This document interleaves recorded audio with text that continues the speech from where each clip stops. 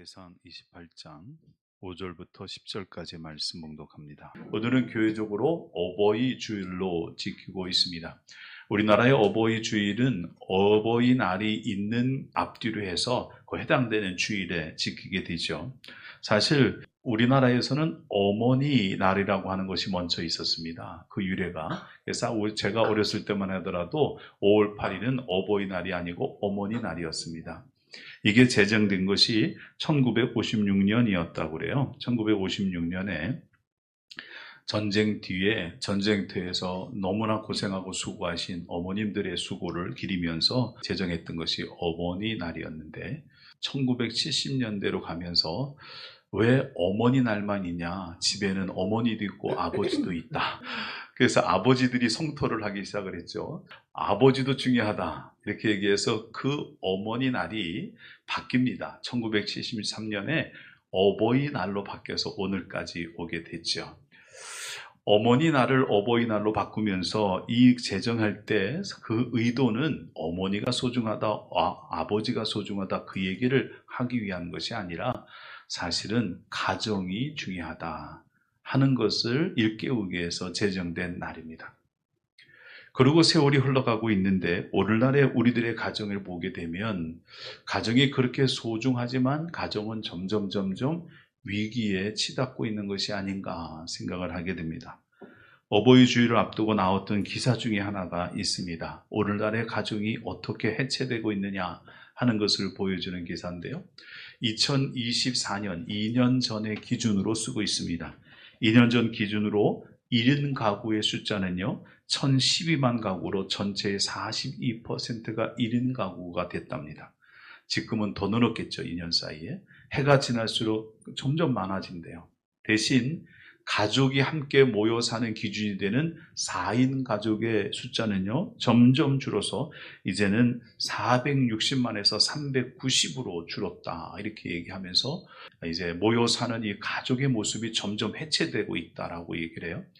1인 가구가 점점 늘어나게 된 것은 사실은요 이혼율도 많이 증가하기 때문입니다. 이혼도 굉장히 많이 벌어지고 있고요. 그리고 그 중에서 50대 이후에 하는 황혼 이혼이 젊은이의 이혼보다 훨씬 더 많다고 그래요. 그래서 생겨난 사회 문제가 하나가 생겼죠. 이제는 고독사가 늘어나고 있다 합니다. 혼자 살다가 언제 죽은지도 모르고 죽어서 나중에 냄새나는 모습으로 때로는 백골의 모습으로 발견되는 고독사가 늘어나고 있는데 통계적으로 보면 2024년만 보더라도 고독사가 점점 늘어났고요. 통계상으로 10만 명 중에서 7명에서 8명 사이가 고독사로 죽는답니다. 점점 숫자가 늘고 있답니다.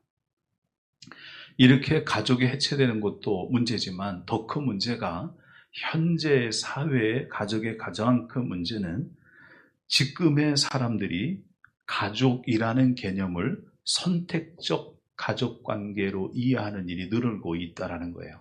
이게 뭐냐면요. 선택적 가족관계가 뭐냐면 내가 원하면 가족이 되고 내가 원하지 않으면 가족이 안 되는 거예요. 선택하는 거죠. 여러분 가정으로 살다 보면 가정의 식구들끼리 때로는 갈등이 있을 수가 있죠. 서로 간에 상처를 주기도 합니다. 근데 지금까지는 그래도 가족이었거든요. 그런데 최근 들어서는 점점 이렇게 갈등이 많아지거나 상처가 있는 경우에는요, 가족끼리 서로 단절하기 시작한답니다. 안 보기 시작한대요. 서로 가족을 차단하는 거죠. 부모가 자녀를 차단하고 자녀가 부모를 차단합니다. 형제가 형제를 차단하고요, 부부가 부부 사이를 서로 차단합니다. 그래서 안 본대요. 가족 관계가 끊어진 거냐? 끊어진 건 아니에요. 그러나 실질적으로는 가족처럼 살지 않습니다. 이런 가족이 점점 늘어나고 있다는 거죠. 사회가 이렇게 변해간다는 건 다른 말로 얘기하면 요즘 세상은 부모로 살기도 힘들고 부부로 살기도 힘들고 자녀로 살기도 힘든 세상이 됐다 하는 얘기입니다. 여러분 어떻게 살아야 부모로 사는 걸까요? 어떻게 살아야 자녀로 사는 것이 제대로 사는 걸까요? 참 어려운 세상인 것 같아요. 오늘 우리가 읽은 역대상 28장에는 다윗과 솔로몬의 얘기가 나옵니다. 그런데 말씀을 가만 보다 보면 왕과 그리고 차기 왕이 될 사람의 모습으로 보여지는 게 아니라 아버지와 아들의 모습으로 제 눈에는 보여지더라는 거죠. 그래서 28장을 읽으면서 저는 부모로 사는 것이 어떻게 사는 건가, 자녀로 살려면 어떻게 살아야 되는 건가 하는 것을 생각해 보게 되었습니다. 오늘 우리가 읽은 역대상 28장은 다윗이 하는 말인데요. 다윗이 한 명의 대상에게 얘기하는 것이 아니라 다윗이 말하는 대상이 둘입니다. 둘에게 각각 다른 얘기를 하고 있습니다. 우선 8절을 한번 보십시오. 이제 너희는 온 이스라엘 곧 여호와의 회중이 보는 데서 와, 이렇게 나오죠. 이제 너희는 그랬으니까 너희에게 얘기를 해요. 너희라는 것은 단수가 아니라 복수잖아요. 한 명에게 얘기하는 것이 아니니까 이거는 솔로몬에게 주는 얘기가 아닙니다. 그러면 다윗이 얘기하는 앞에 나오는 얘기, 즉 8절까지 나오는 얘기는 솔로몬이 아닌 다수의 사람들에게 얘기하고 있는 건데, 그럼 이게 도대체 누구한테 얘기하는 거냐? 1절 보면 그 답이 나옵니다. 1절에 이렇게 쓰고 있습니다. 다윗이 이스라엘 모든 고관들 곧 각 지파의 어른과 왕을 섬기는 반장들과 천부장들과 백부장들과 및 왕과 왕자의 모든 소유와 가축의 감독과 내시와 장사와 모든 용사를 예루살렘으로 소집하고, 다윗이 사람들을 예루살렘으로 불러 모았어요. 왕궁으로 불러 모았어요. 그들이 어떤 사람이냐? 그들은요, 각 지파의 어른들, 각 지파의 우두머리들입니다. 그들을 다 불렀습니다. 12명 정도 되겠죠? 아니면 그 이상도 됐을 겁니다. 그리고 왕을 섬기는, 옆에 섬기는 신하들, 각각의 섬기는 중요한 대신들을 부릅니다. 그리고 군대에 아주 막강한 힘을 갖고 있는 천부장과 백부장도 부릅니다. 그리고 왕과 왕자의 재산을 관리하는 그런 내시들도 다 부르죠. 그래서 그들을 한 곳에 모았습니다. 이들을 우리가 한마디로 얘기하면 나라의 중심이 되는 사람들을 불렀습니다. 나라의 중요한 인물을 다 불러요. 그리고 다윗이 그들에게 하는 이야기가 기록된 게 5절부터 8절까지 읽은 겁니다. 이 내용을 제가 요약해 드리면 이랬습니다. 다윗이 사람을 다 불러놓고 이렇게 얘기하죠. 하나님께서 나를 왕으로 세우셨다. 내가 평생의 소원이 하나님의 발판, 즉 하나님의 법궤를 놓을 수 있는 성전 건축하기를 원했는데, 아는 대로 하나님은 나에게 전쟁에서 피를 많이 흘렸기 때문에 그거 못하도록 했다. 그래서 당신들을 불렀다라는 거예요. 그러면서 얘기하기를 하나님께서 12지파 중에서 유다 지파를 택했고, 유다 지파 중에서 우리 아버지의 가문을 택했고, 우리 아버지 가문 중에서 나를 택하여 이스라엘을 이끄는 왕으로 세우셔서 내가 여기까지 왔는데, 하나님께서는 내게 성전 짓는 것을 못하도록 하셨는데, 하나님께서 그 일을 내게 주신 아들 솔로몬을 통하여 그 일을 하시겠다고 하셨다라는 거예요. 그러니까 이게 무슨 얘기냐면, 내가 왕이 된 것도 하나님이 세우셔서 왕이 됐고, 내 아들 솔로몬이 왕이 되는 것도 하나님이 세우셔서 왕이 되게 했다라는 거죠. 그럼 하나님이 왜 솔로몬을 왕으로 세웠느냐? 하나님이 그에게 성전을 건축하는 일을 맡기셨다.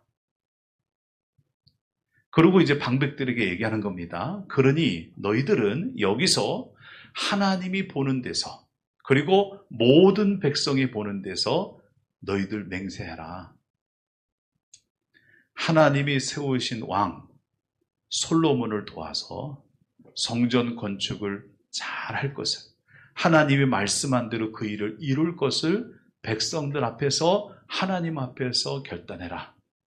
당신들이 하나님이 하신 말씀대로 살면 이 땅에서, 이 아름다운 땅에서 잘 살게 될 것이고, 하나님이 너희들의 가문에, 너희들의 집에 복을 내리실 거라고 이렇게 얘기를 해요. 그러면 그 방백들이 어떻게 하겠어요? 안 하겠어요? 그러겠어요? 아니죠. 그러니까 앞에서 다 하겠다고 그러겠죠.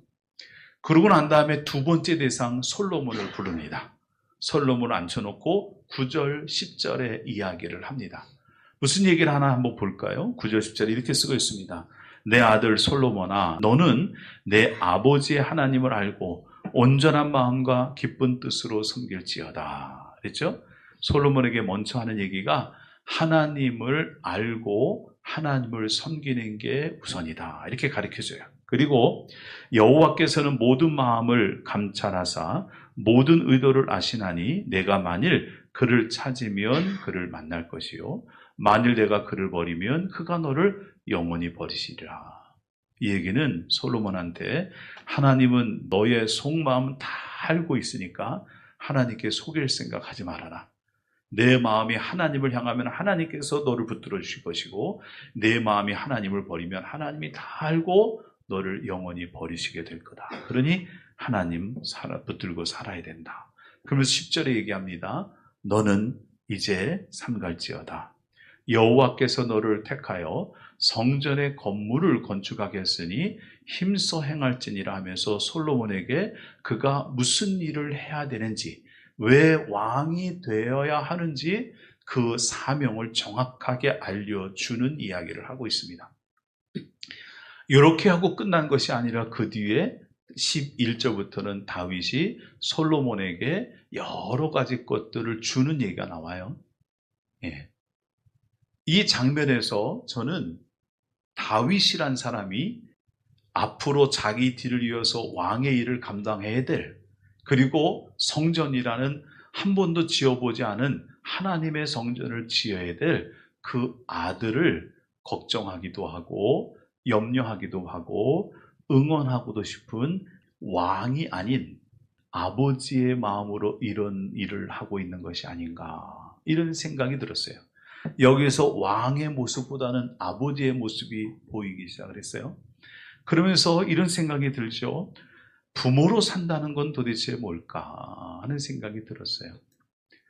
부모로 산다는 것. 여러분 다윗을 보시죠. 다윗이 솔로몬을 자기 후계자로 세우긴 했는데 이 솔로몬이 말이죠. 걱정이 돼요. 아직도 어리고 미숙하다는 거예요. 왜냐하면 솔로몬이 다윗의 첫 번째 아들이 아닙니다. 두 번째 아들도 아닙니다. 몇 번째인지 아세요? 10번째입니다. 10번째. 다윗이 솔로몬의 10번째 아들이 한참 밑에잖아요. 그러니까 이게 왕으로 세워놓은 상태에서 다윗이 죽으면 분명히 솔로몬이 왕이 된 것에 대해서 문제 삼는 사람이 있을 수도 있어요. 왕권이 흔들릴 수도 있죠. 게다가 성전 짓자고 그러는데 협조 안 하면 어떻게 해요? 그러니까 다윗이 죽기 전에 백성들 다 불러놓고 지도자 불러놓고 아주 못을 받고 있어요. 그렇죠? 이게 누구의 마음이에요? 부모의 마음, 아버지의 마음이에요. 내 아들이 앞으로 왕이 된 다음에 견고하게 왕위를 이어갔으면 좋겠다. 이 마음이죠. 그리고 11절부터 보면 이제 다윗이 솔로몬에게 주는 것들을 쭉 기록하고 있는데 읽어보면 여러분 입이 쫙 멀어져요. 아주 얼마나 많이 준비했는지 몰라요. 그 정리해서 대충 읽어보면 이렇게 쓰여져 있습니다. 솔로몬이 다윗을 위하여서 성전의 복도나 집이나 곡간이나 다락이나 골방이나 속죄소, 성전의 뜰과 사면에 있는 모든 방들, 또 성전의 곡간이라 성물의 곡간, 이런 것들에 대한 설계도를 다 준비했어요. 그림을 다 준비했죠. 하나님께서 다윗에게 영감을 주셔서 하나님께서 주시는 지혜대로, 하나님 주신 영감대로 그걸 다 작성했어요. 치수도 다 적어놓고요. 무슨 재료로 만드는지도 해놓고요. 그리고 어떤 모양으로 만들어야 될지 그림도 다 그려놓죠. 그래서 모든 건축에 대한 걸 다 했고요. 그 안에 쓰이는 성물들이 있어요. 쓰이는 금이나 은으로 만든 기구들이 있거든요. 금 등잔대를 어떻게 만들어야 되는지, 또 등잔대와 그 등잔 만들 금의 무게는 어떻게 되는지, 은으로 등잔을 만드는 건 어떻게 만들어야 되고, 은의 무게와 모양은 어떤 게 돼야 되는지 치수들을 다 하는 거예요. 금으로 하나, 은으로 하나, 금으로 하나, 은으로 하나. 그래갖고요, 모든 기구들, 심지어는 번제단 앞에 쓰는 갈고리와 대접과 종자를 만드는 것까지도 모양과 크기와 치수 그리고 재료까지 다 만들어서 그림으로 만들어 놓고 설계도로 만들어 놓고, 그리고 다윗이 솔로몬한테 이대로 하라고 주는 거예요. 거기다가 제사장과 레위 사람들이 어떻게 성전에서 일해야 될지를 미리 그 제도를 만들었어요. 그래서 제사장도 그 다음에 레위 사람들도 하나님의 성전에서 어떤 순서대로 들어가서 그 봉사를 해야 될 것인지를 다 준비를 해서 솔로몬에게 그 모든 재료를 넘겨주면서 너 이대로만 하면 돼 라고 얘기하는 거예요.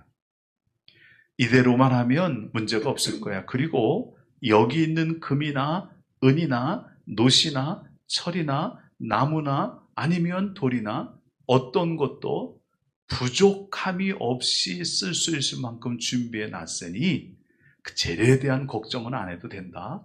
그리고 다윗이 솔로몬한테 이걸 줘요. 여기에도 부모의 마음이 보이지 않습니까? 어떤 마음이 보여요? 자녀를 위해서 해줄 수 있을 것만큼 해주고 싶어. 줄 수 있을 만큼 주고 싶고, 준비시켜 줄 수 있을 만큼 주고 싶고, 자녀가 내가 떠난 다음에 남겨지는 자녀가 이 땅에서 자기의 삶을 살 때 조금 더 편안하게, 조금 더 쉽게, 어떤 문제도 없이 삶을 살았으면 좋겠다 하는 이런 부모의 마음이 다윗의 모습에서 보이더라고요. 그래서 생각해 봅니다. 부모로 산다는 건 어떻게 사는 걸까? 부모로 사는 건. 다윗을 보면서 느끼는 부모로 사는 건 첫 번째는요, 자녀들의 믿음을 세워주는 거다.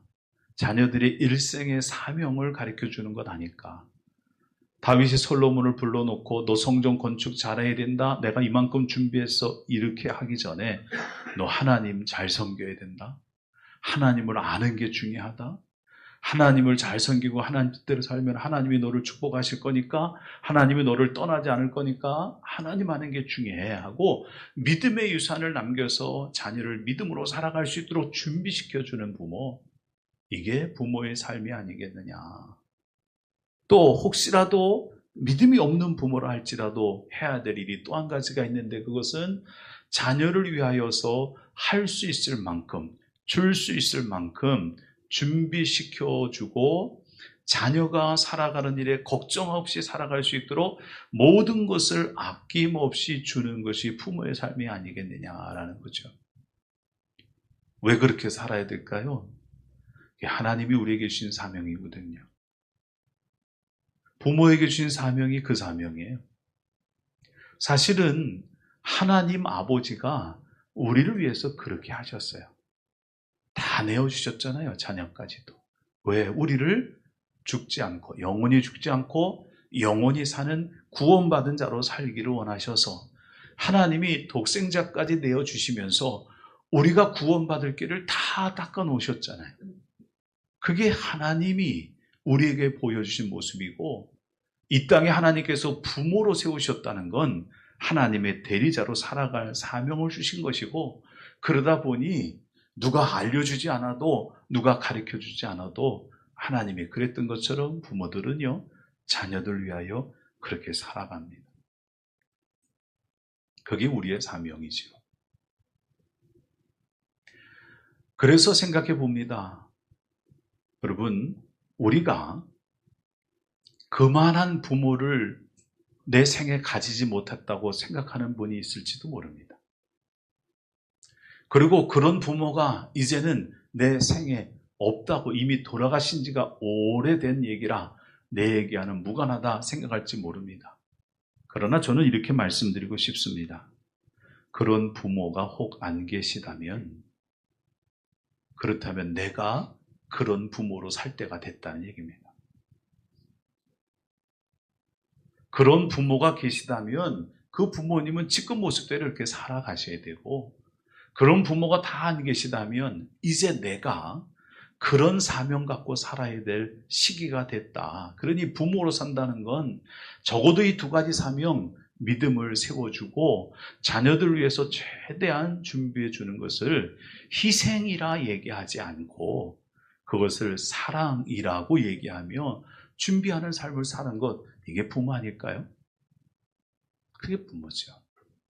그러면 자녀는 어떻게 살아야 될까요? 자녀는 솔로몬의 얘기는 사실 별로 안 나왔어요. 솔로몬은 부모가 주는 거 그냥 받았더라고요. 그리고 그 뒤에 솔로몬 얘기가 없는데 제가 이제 자녀 입장에서 생각해 봤어요. 자녀 입장이라면 이런 부모가 있다면요, 저는 감사해야 될 것 같아요. 여러분, 부모님이 우리의 생에 있었다는 것은 사실은 감사할 일입니다.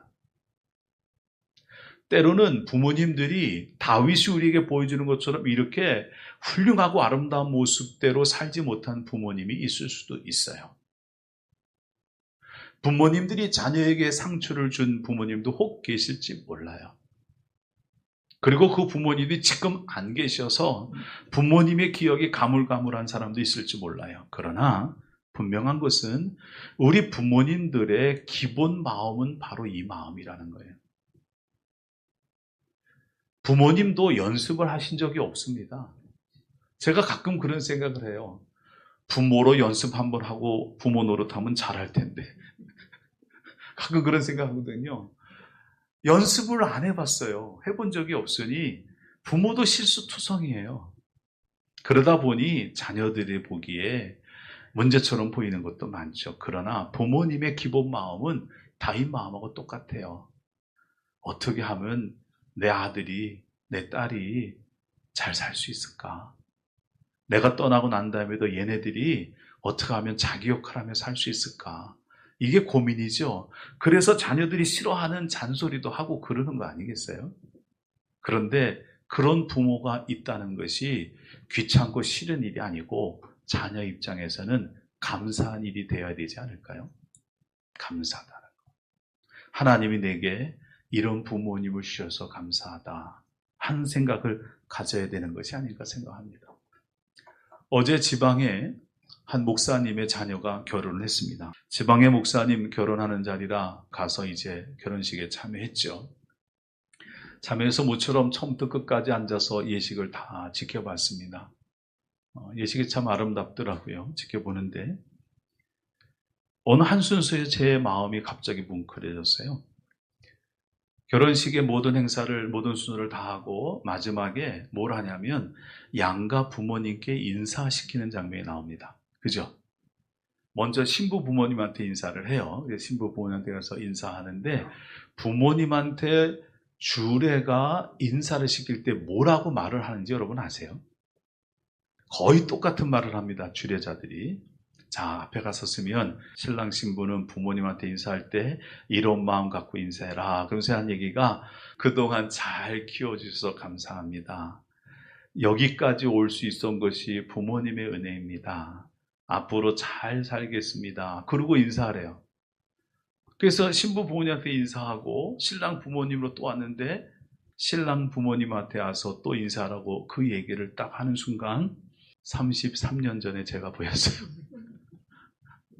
33년 결혼식에 제가 서 있었거든요. 그리고 저도 그때 부모님 앞에 인사를 했습니다. 똑같은 말을 듣고 인사를 했을 거예요. 그런데 그 장면을 보면서 이런 생각이 들었어요. 내가 그때 부모님 앞에서 키워주셔서 감사합니다 라고 인사했는데 그때 정말 가슴 깊이 감사를 느끼며 감사했을까? 돌이켜보니까 그냥 시키니까 한 것이 아니었을까? 오히려 나이가 60이 넘어서 그 장면을 보고 있는데 그 장면을 보면서 그제서야 부모님 생각하며 감사합니다 라는 말이 제대로 나오더라고요. 그제서야 30년 훨씬 더 지나서야 60이 넘어서 환갑이 넘어서야 부모님 감사하다고 그 부모님 생각이 나더라고요. 우리에게 어머니가 계시고 아버지가 계셨다는 것은 계셨다는 그 자체만으로도 감사한 건 아닐까요? 왜냐하면 그분들이 그렇게 살기 때문에 그렇습니다. 2010년도에 중국 땅을 울렸던 한 사건이 있었습니다. 온 나라가 울었다고 그래요. 유이치라고 하는 한 사람 때문에 그렇습니다. 유이치라고 하는 사람은 아주 시골, 어려운 시골에서 태어나서 자라고 부모가 됐던 사람입니다. 너무나 가난한 시골에서 태어났고 배우지 못한 것에서 자라났던 이 유이치라는 사람은 자기의 자녀들만큼은 자기처럼 살지 아니하고 그래도 지식인으로 살았으면 좋겠다 하는 마음을 갖고 아이들을 공부시키기로 마음을 먹습니다. 그런데 다행스럽게도 딸아이가 매우 똑똑했어요. 그래서 이 딸아이를 공부를 시켜서 대학을 중국에서 가장 좋은 대학으로, 유명한 대학으로 입학을 시켰어요. 그런데 문제는 그때부터 발생했습니다. 시골에서 그저 노동하며 살고 있는 이 아버지에게 중국에서 가장 좋은 대학, 좋은 학과에 가서 공부하는 아이의 학비를 대는 일이 만만치가 않았어요. 그래서 결국은 아이를 학교에 보내놓고 자기가 살던 고향을 떠납니다. 그리고 대도시로 올라와서 거기서부터 아이를 위해서 돈을 벌기 시작합니다. 할 수 있는 게 아무것도 없었죠. 하는 일이 딱 두 가지. 하나는 막노동입니다. 모든 힘을 다 기울여서 막노동하며 돈을 벌고요. 남는 시간은 뭘 했냐? 오토바이를 타고 도시락을 배달하러 몇 시간씩 다니는 겁니다. 굉장히 힘들답니다. 그러면서 학비를 만들어 보내야 되니까 자기를 위한 돈은 최소한으로 줄이기 시작했어요. 일을 끝나면 편히 쉴 곳이 있어야 되는데 쉴 곳을 마련하려면 방을 빌리는 돈이 들어야 되잖아요. 그거 안 쓰려고 공사반 한 구석에서 잡니다. 공사를 하지 못할 때는요, 다리 밑에서 잤다 그래요. 밥을 먹는 거 아까워서요, 식당에서 혹시 찬밥 나오면 그 찬밥 갖다 먹었고요. 그것이 없으면요, 제일 싼 만두 한 2개를 가지고 한 끼를 해결했고요. 그것도 아까우면, 그거 사 먹는 거 아까우면 찬밥 가져가서 모아놨던 거 맹물에 말아서 짠지라고 불리는 거 하나 먹으면서 밥을 먹고, 그러고 아이를 위해서 돈을 마련합니다. 딸하고 전화 통화할 때는 걱정시키지 않으려고 잘 살고 있다고, 잘 먹고 있다고 얘기를 했고요. 어느 날 딸을 만나러 가야 될 일이 있으면은 제일 좋은 옷을 차려입고 나가서 아빠 잘 지내고 있으니 걱정하지 말라고 안심시키고 왔다고 그래요. 그리고 몇 년의 시간이 지났는데 아버지가 그렇게 고생하는 것이 딸의 들통이 납니다. 딸아이가 어느 날 예고도 없이 아버지가 일하는 곳에 찾아왔다가 아버지가 오토바이를 타고서 도시락을 나르는 그 모습을 보다가 눈을 의심했어요. 분명히 아버지가 맞는데 아버지처럼 보이지가 않는 거예요. 왜냐하면 너무 안 먹어갖고요. 피골이 상접하게 완전 가죽과 뼈만 남은 사람처럼 그렇게 삐쩍 마른 모습으로 오토바이를 타고 가고 있는데 얼굴이 아닌 거예요. 그래서 알아봤더니 아버지가 너무 못 먹어서 영양실조에 걸려 있는 거예요. 노동을 하다 보니까 손이 다 갈라져 있어요. 딸아이가 그 아버지를 붙잡고 울기 시작을 했죠. 왜 이렇게 사냐고. 아버지의 말이 무슨 말이었냐. 야, 너만 잘 살 수 있으면, 너만 공부할 수 있으면 아버지는 괜찮아. 그게 실제로 모습이 방영이 됐대요. 그래서 중국이 난리가 났어요. 그 뒤로도 거기에 관계된 다큐멘터리도 나왔다고 그래요. 그게 부모지요. 그러면 자녀는 어떻게 살아야 됩니까? 자녀는요, 그 부모님이 내게 있었다는 그 자체만으로도 감사하는 것이 우리가 살아갈 도리가 아니겠어요? 어버이 주일입니다. 어버이 주일이 생긴 것은 우리나라의 어버이날보다 훨씬 더 앞서 생겼다고 그래요. 미국에서 어머니날, 즉 마더스데이가 생겼는데 이 마더스데이는 1907년에 안나 자비스라고 하는 여인이 자기의 어머니가 너무 그리워서, 자기의 어머니가 너무나 감사해서 필라델피아 한 교회에서 5월의 첫 주 카네이션을 꺾어 가지고 와서 교회 어른들에게 하나씩 꼽아주면서 어머니의 감사함을 마음을 전했던 그때가 마더스데이 어머니날의 시작이었다고 합니다. 그리고 그것이 1914년에 미국의 윌슨 대통령이라는 분이 우리 국가적인 날로 제정하자. 그래서 오늘까지 지켜오고 있고 교회가 그 일을 하고 있는 거죠. 뭘까요? 감사하자라는 거예요. 부모로 살기 어려운 세상입니다. 그렇지만 하나님께서 우리에게 맡겨진 사명이 있음을 알고 할 수 있는 대로 자녀들을 믿음으로 세워가며 할 수 있는 모든 것을 희생이라 얘기하지 말고 사랑이라 얘기하며 자녀들 위하여 모든 것을 바칠 수 있는 모습으로 살아가는 부모. 그렇게 살아간다면 하나님께서 우리에게 맡긴 사명 다하는 부모 아닐까요? 또 그런 부모님이 우리 가운데 있다면 우리가 그 부모님 생각하며 하나님께서 내게 주신 부모님 감사하다 고백하고 존경해주고 인정해주고 사랑하는 마음으로 섬겨주는 것, 그것이 우리가 해야 될 일이 아니겠습니까? 부모로 살기, 자녀로 살기. 여러분은 어떠십니까? 여러분 부모이십니까? 자녀이십니까? 부모이신 분들은 부모로 사는 사명을, 자녀이신 분들은 자녀로 사는 사명을 하나님께서 여러분에게 주셨다 믿고 그것을 따라 살 수 있는 믿음의 사람들이 다 되셨으면 좋겠고, 그로 인하여 가정이 하나님이 기뻐하시는 아름다운 가정들이 다 되기를 주님의 이름으로 축원을 드립니다. 기도하겠습니다. 하나님, 하나님께서 우리에게 부모님을 주시고 자녀를 주셔서 가정을 이루게 하신 것 감사합니다. 부모로 사는 일과 자녀로 사는 일을 믿음 안에서 잘 이뤄내는 가정 되게 하여 주셔서 가정이 복되고 은혜로운 평화로운 가정 될 수 있습니다.